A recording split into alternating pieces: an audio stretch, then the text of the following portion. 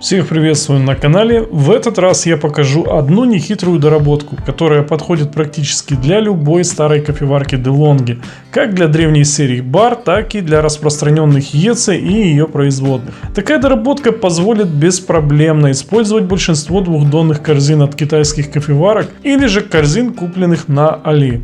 Это под силу сделать всем, плюс не требует специального инструмента, и для этого не нужно разбирать кофеварку.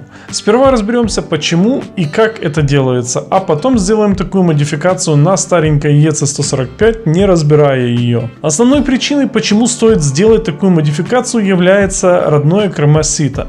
Как по мне, у него одна из самых неудачных конструкций. Хоть она и разборная, но с годами использования пластиковый клапан забивается маслами и уже не делает пенку как новый. Поэтому его нужно периодически механически очищать, чего мало кто делает. Также сам пластик впитывает запахи от застоявшихся масел и просто может портить вкус кофе. А конец такой корзине подходит, когда рвется уплотнитель. Это может быть по разным причинам. Например, от абразивного действия кофе страдает верхняя часть этого уплотнителя, а от частых разборок сита и неаккуратного вытаскивания пластика рвется нижняя его часть. Что не так критично, но в дальнейшем приведет к невозможности пользования таким ситом. А если искать на замену такое же, то на новые ценник, мягко скажем, не самый адекватный. Поэтому у многих возникает желание купить на замену альтернативное двухдонное сито, которыми комплектуют большинство китайских кофеварок, типа Витеков, Борков, Полярисов, Крупсов и подобных, сделанных на АМ-заводах Китая. Также на Али как альтернативу двухдонному часто заказывают вот такое кромосито, которое тоже неплохо делает пенку, к тому же разборное. И самое главное, все эти альтернативные корзины делают более пышную пенку, чем родное сито от DeLonghi. Но с такими корзинами есть один неприятный момент. Это то, что они застревают в группе. Казалось бы, что это не такая и проблема, но когда каждый раз, снимая рожок, сито продолжает торчать в группе, и приходится его выковыривать чем попало, особенно на горячую, когда нужно приготовить еще пару чашек, то это просто не слабо так выносит мозг. А все потому, что уплотнитель в этом месте имеет чуть больший диаметр, и корзина просто за него цепляется.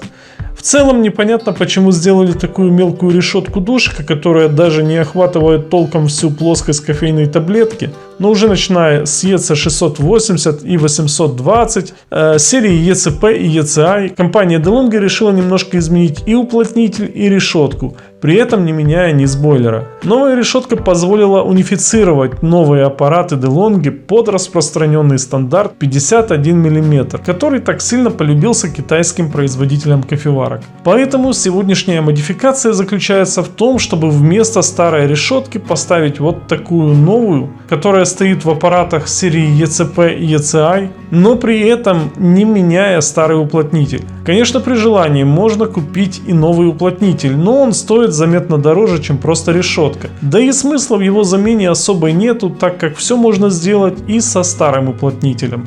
Сперва для понимания принципа, как новую решетку натянуть на старый уплотнитель, я покажу на разобранной половинке бойлера. Дело в том, что этот выступающий край, на который нужно установить решетку, он чуть больше в диаметре, но он вполне поддается сжиманию. И если посмотреть на уплотнитель, то можете заметить, что он либо выгнулся, либо немного выпячивается. Это абсолютно нормально. В группе он будет прижат и все будет ровно.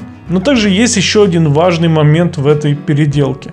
Родной винтик, который ранее удерживал старую решетку, сюда уже не подойдет, потому что он короткий. Его нужно заменить на такой же, но длиннее, примерно длиной 10-12 мм. И самое главное, это то, что он обязательно должен быть из нержавейки, ибо простой винтик очень быстро начнет ржаветь и даже может там закиснуть. Найти такие винтики не особо сложно. Они обычно бывают как на сайтах по продаже деталей к кофеваркам, так и в магазинах, которые продают крепежную фурнитуру. Кстати, в таких магазинах их найти гораздо дешевле будет.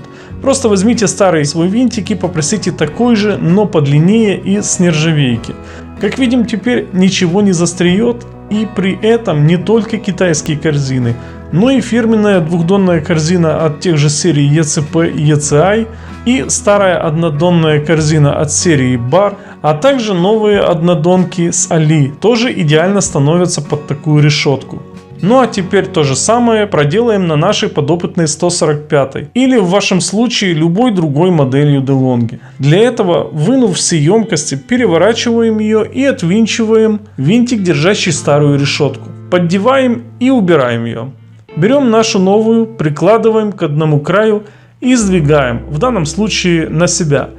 А после придавливаем ближний край до момента, пока она не встанет на свое место. Да, это не так удобно, как на снятом бойлере, но это и не так сложно, чтобы снимать бойлер, что под силу не каждому. После ставим наш новый винтик, затягиваем, но не сильно. Как только решетка начнет чуть прогибаться под винтиком, останавливаемся, этого вполне достаточно. Выглядит, как будто бы она тут и была.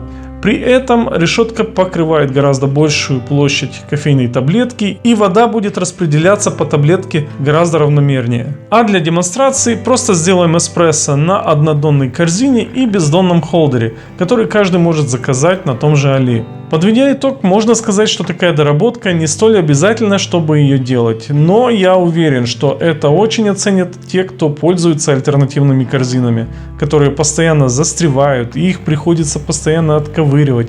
Они падают, и кофе нередко вылетает во все стороны.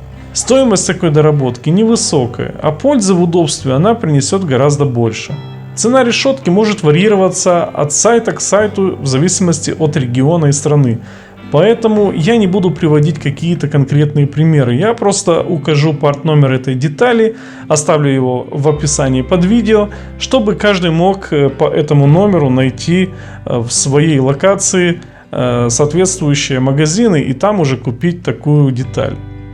Надеюсь, это видео вам понравилось и вы поставите лайк, а также не забудете подписаться на мой канал.